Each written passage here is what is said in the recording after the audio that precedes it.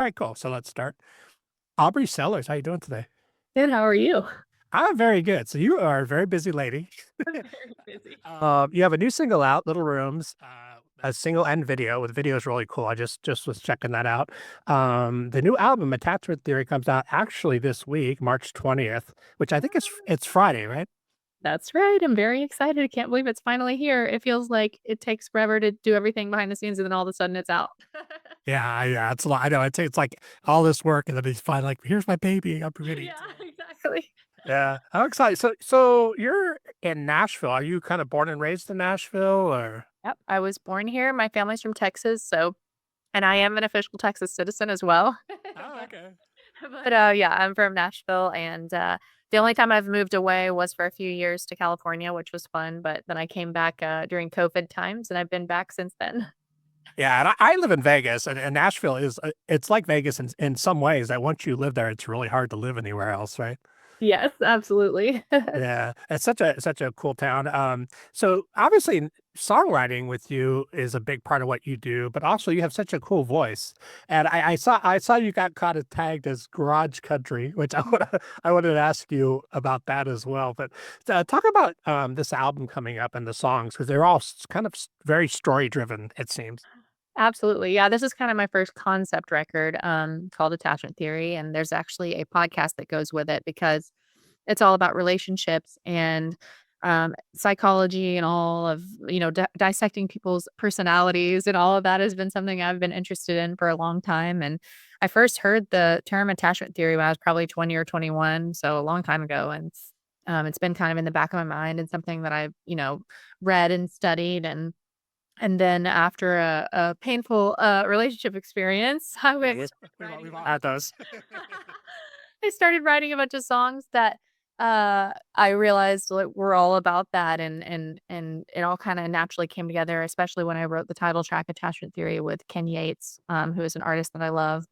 And I don't remember exactly where I got like, when I got the idea to do the podcast along with it, but I think it was, like, something I'm so passionate about that I wanted to talk about it on a more concrete level in addition to the music, because obviously music is very healing and all the songs I write come from, personal stories, but I wanted to talk about that on a more concrete level like I do with my friends, and so that's where the podcast element came about. But yeah, I call, my music garage country. I think especially the first 2 records. This one pushes a little bit more into, like, dreamy alternative territory, I Right. feel like.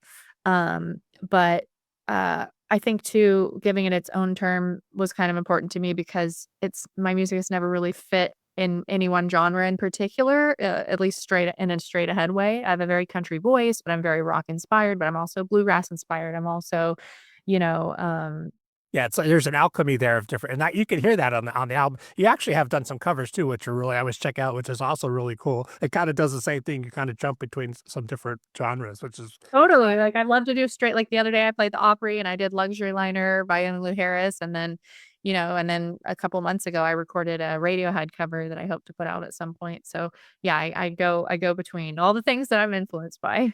yeah. And I think people they try to throw labels on artists. That's something I actually purposely try not to do because I hear different influences. But who actually were some of your early influences, not only for singing but also songwriting? Yeah, I mean, I think growing up around this industry in Nashville, I was hugely influenced by country songwriting and some of the elements of country songwriting, and I love really traditional country, I especially like Doris Jones, I love Dolly Parton, I love Emmylou. There's also some people that, are kind of Nashville-esque artists, or at least known really well in Nashville, but aren't as country, like Patty Griffin, who's I think she lives in Texas, but anyway, she's known around here. Right. Uh, and Buddy and Julie Miller were huge influences on me.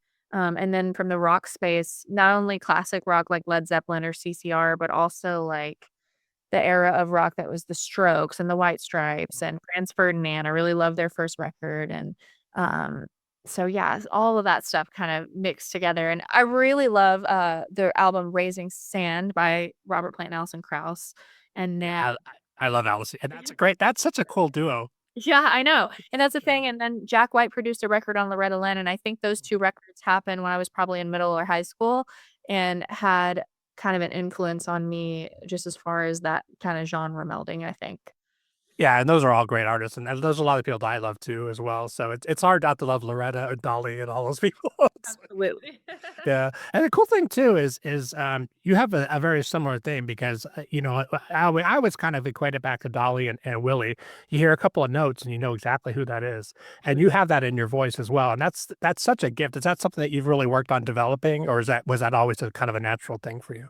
That's so sweet. Thank you very much. I think if you listen to so I my mom is a singer as well, and people compare our voices a lot.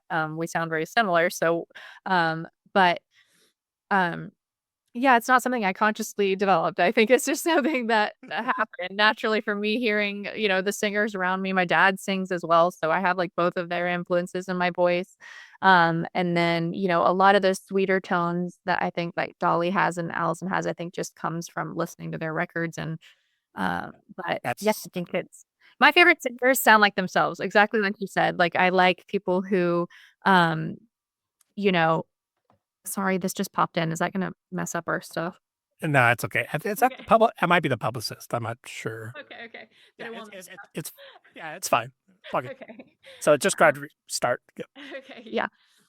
So anyway, it wasn't something I I'm sorry, it wasn't something I consciously crafted. It's just, I think, come from hearing, singers that I love, and then the people that I really love, really sound like themselves. I mean, people you might not even think of as singers, but have such a unique voice that you can't help but be moved when you hear them because 'cause they're so authentic. People like Steve Earle, Ralph Stanley is an incredible singer, bluegrass, who I was really inspired by, so yeah. Yeah. Yeah, and I love it. So you mentioned the Opry. So are you a member of the Opry, or but you're obviously performing? Not a member. I've actually only played, I think, twice. I had another, performance scheduled, so my second record came out February 2020, so it was right before everything shut down, so Elias Right. Event that year got canceled, and I think I had an Opry performance canceled because I was looking through my emails the other day to see. But yeah, so that might have been my second time there. So I rehearsed with some of the band before the show, and they were like, "How long has it been since you were here?" I was like, "I think it's been, like, 10 years." Oh, wow, yeah. Yeah, I actually that's last time I was in Nashville, we went to the opera, and I actually had a singer friend of mine she's a star in Finland, and that was her dream to go to the opera, and it's just such a cool vibe. Also, the Ryman too is it's such you really feel the history. What's the weight of that for you doing in that audience? Plus, too, like you mentioned, you're not necessarily a straight country artist. Um, so what's that like when you go in there? And also to the band guys, like they've seen a million, singers and players. Tell me that experience because a lot of people would be curious, I think. You're so right, you're so dead on. I get, like, unnaturally nervous when I play the Opry. Even growing up around this, like, I went to the Opry a lot growing up living in Nashville, like, I think, they do a really great job. Vince Gill was there that night with Dailey and Vincent, and then, Oh, yeah. one of my good friends made his Opry debut with, my his wife is my good friend, and they sang together, so that was incredible. I was almost more excited about seeing that, seeing their debut.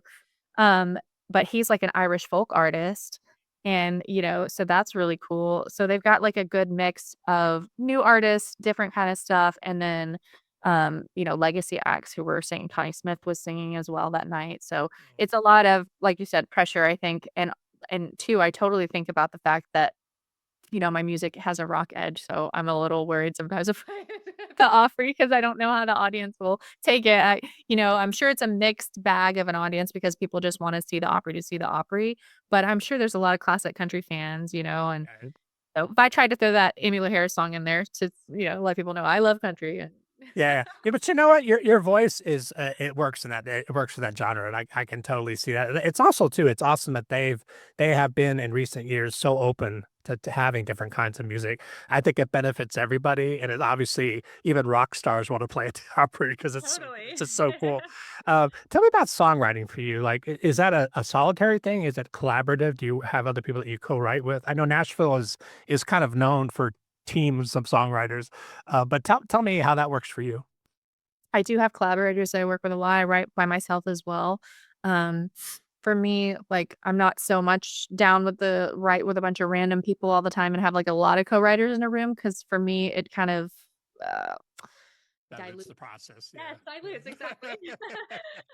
Jinx. Yeah.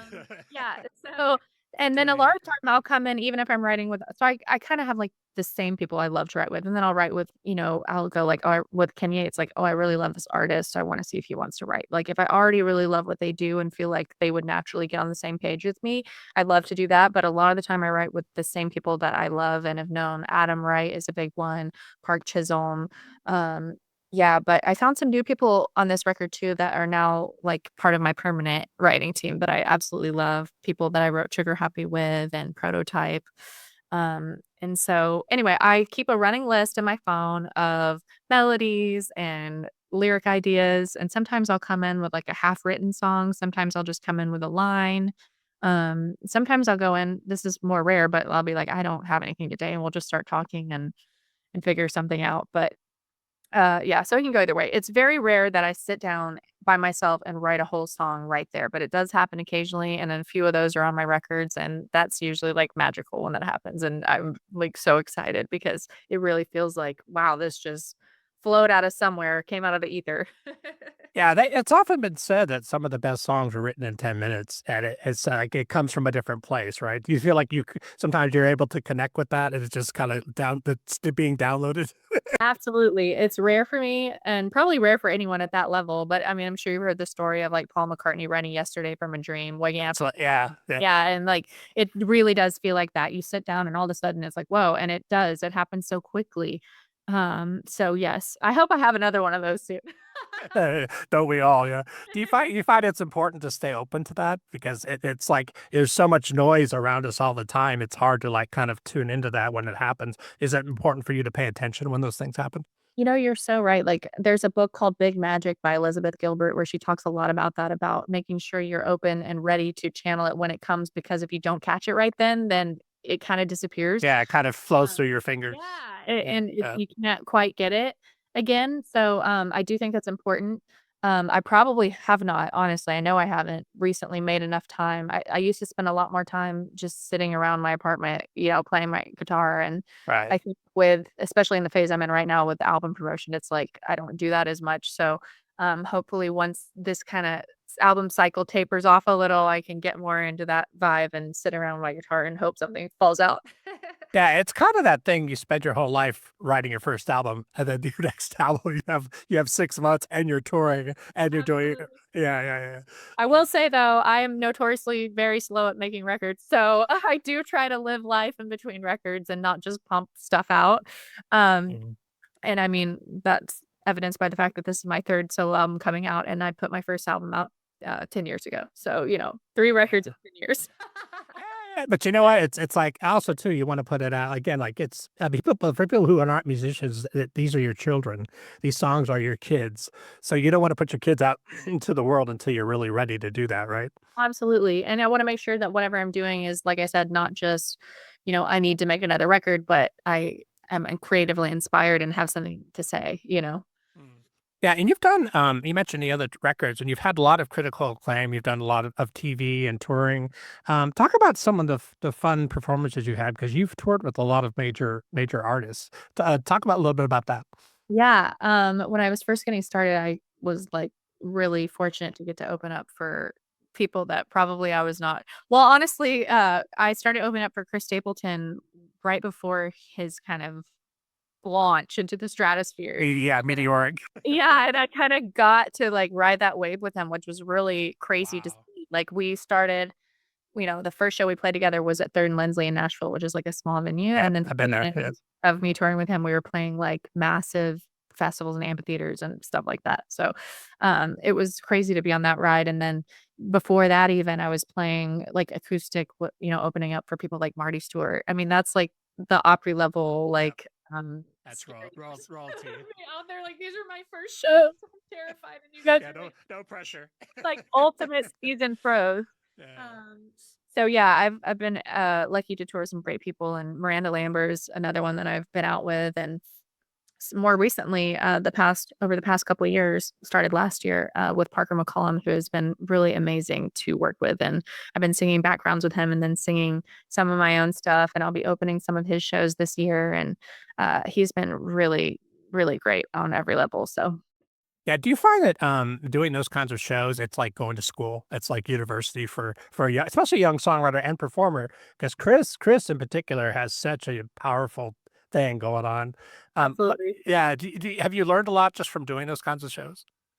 Yeah, I mean, with Chris, it's crazy too because before we toured together, I knew him, earlier than that. I had known his wife and her sister, and I would go around with them when he was in the Steel Drivers. So I've gotten to see him Oh. play like Station Inn and like tiny, tiny places, Yeah, and you've seen the whole yeah, arc and and so it's so really cool exciting. because I'm like, he's basically just doing. I mean, the music's different a little bit, but as far as him, he's doing the same thing, which is really inspiring, I think, because you know, um, it's really for him about, like, exposure to the right audience and the right moment catching on to him, and so Exactly. everyone can finally see, like, "Oh, this is amazing," and he's just doing the same thing, which I love. With Parker, it's been amazing because I've been closer as far like, on the business side of things since I'm kind of in the mix as far as in his orbit, and his, you know, he's my boss, basically. Yeah. But that's really cool to see, like, how he handles things on a more, granular level, I guess, is what I'm trying to say.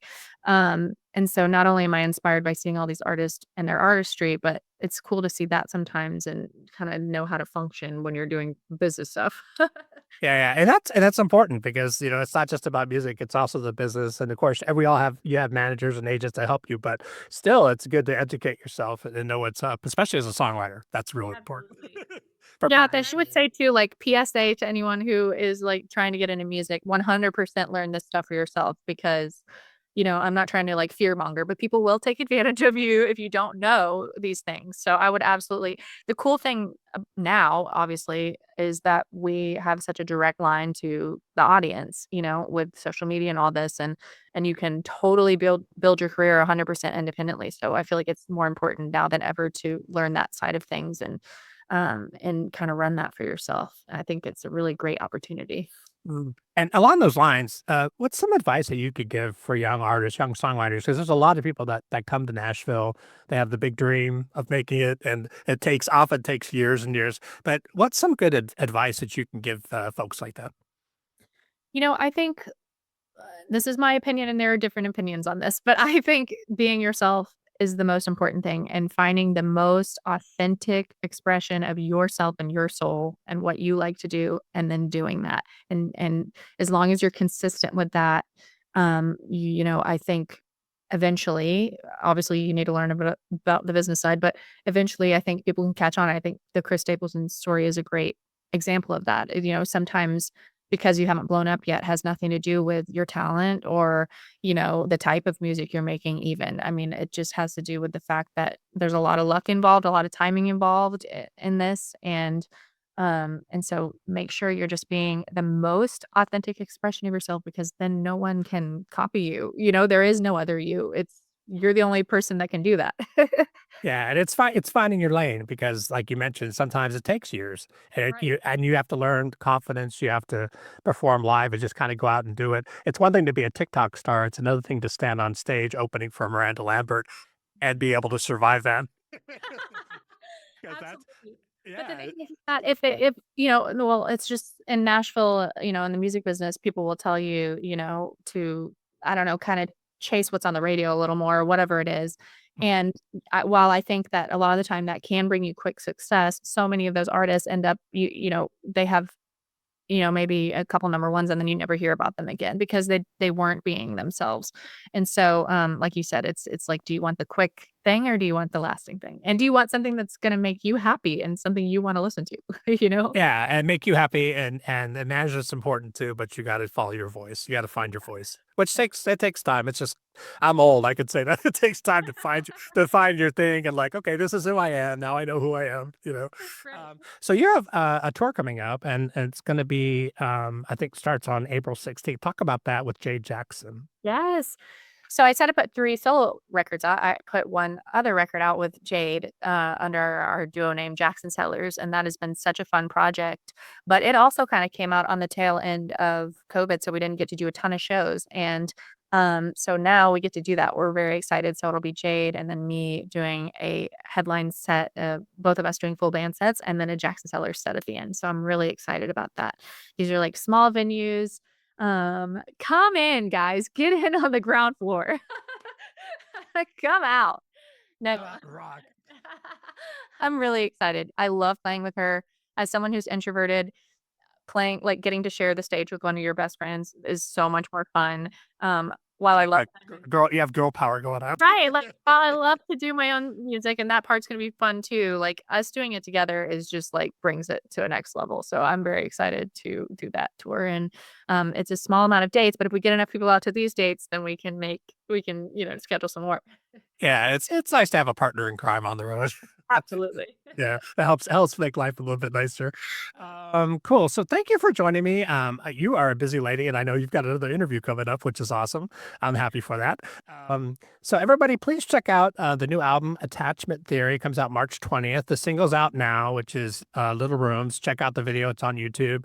And tell people how they can find you, website and social media and all that stuff. Yeah, it's aubriesellers.com, and all my handles on all social media are just Aubrie Sellers, and just so you guys know, it's IE. Oh yeah, right. Yeah, yeah, that's good. That's a good reminder for me too. Awesome. Hey, thanks so much for joining me. I really appreciate it. If you get to Vegas, let me know. I know I think you have some dates coming out this way down the road, but yeah, let me know. I'd love to come check you out live and we could do like a little backstage mini interview or something. Absolutely, I would love that, thank you. Awesome. Have a great day. Thanks. Thank